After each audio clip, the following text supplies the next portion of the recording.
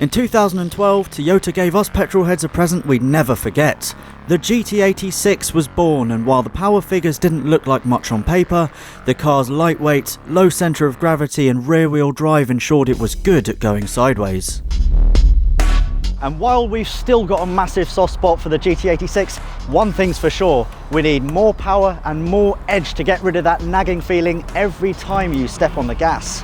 Today, I get to play with two such cars. On my right, we've got the TRD GT86, and on my left, we've got the Supercharged HKS GT86. Let's start with the Toyota racing development. On the outside, you get bigger wheels, wider rubber, no more Prius rubber here anymore. You've got a new splitter, front and rear. You've also got a freer flowing exhaust. But the biggest change, which may surprise you, comes underneath the bonnet. Oh no, wait, that's right. TRD hasn't felt it necessary to change anything under the bonnet, which means you're still stuck with 197 brake horsepower and 151 pound-foot of torque. For real power kicks then, you need to look elsewhere. In case you've not heard the name before, the tuning company was founded in 1973, a joint venture between Hiroyuki Hasegawa, a former engineer for Yamaha Motor Company, and his partner Goichi Kitagawa. The two secured money from Sigma Automotive, and the HKS name was born. Their ethos? To build high-performance engines and components that major OE manufacturers could not or would not produce. Which is why the changes that the HKS have made run deeper than just a bit of makeup. Look, there's a Supercharger.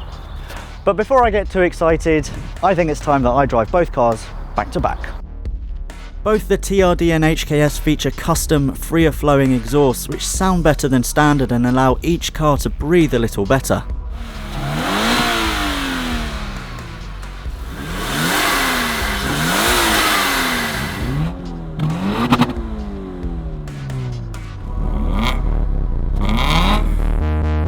So let's get started with the TRD, shall we? It costs 25% more than the standard GT86 at £31,495, which buys you greater sex appeal, wider and stickier tyres, but nothing in the way of boosted power. To drive, however, the combination of parts transforms the dynamics of the lightweight coupe. There's slightly more grip because these wheels are half an inch wider than the standard Prius tyres you get on the GT86. You've also got an inch more diameter, which just means you can corner that little bit harder. The ride doesn't suffer for it, surprisingly. The suspension is really decent, the noise is better.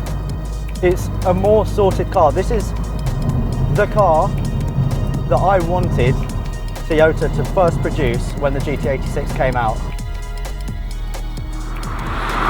As with the standard GT86, the steering just feels it feels really natural. And the brakes on this thing, they are 6-pot calipers. They are really, really sharp.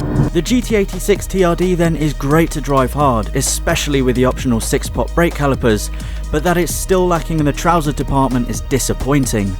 In fact, given the car's extra downforce and bigger rubber, you'll find that it's slightly slower in a straight line, albeit grippier in the bends.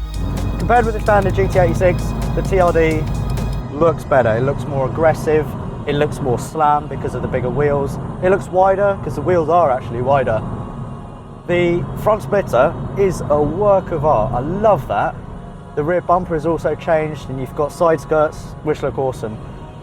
In my opinion, this car does look slightly better than the HKS version. But then this car doesn't have, what is it called? Oh yeah, Supercharger.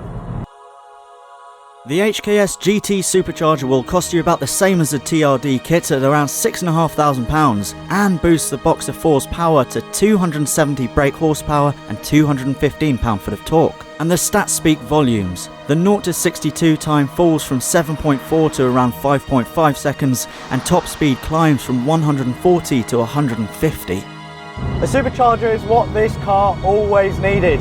Now I thought the TRD was good, but oh my god.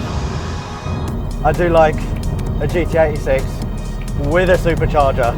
This is the power that the chassis can handle. It's the power that I'm loving. This is wicked. Above 5,000 RPM, that's when you really get the Supercharger kick. You get the Darth Vader kind of suction noise, it's wicked. This is a properly badass little GT86.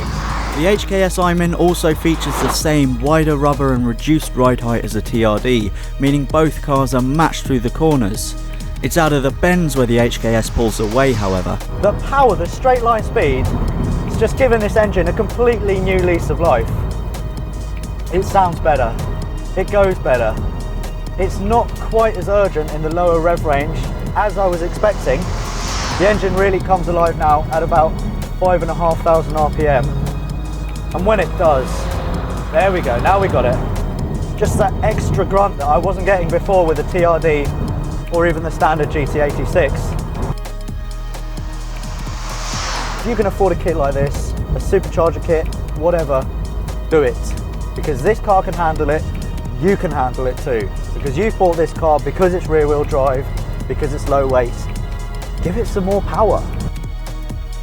For my money then, the HKS kit wins the day, and not only because it quenches the thirst of power-hungry GT86 owners, but because it also unleashes the true potential of what still is one of the best rear-wheel drive coupes we've seen in ages.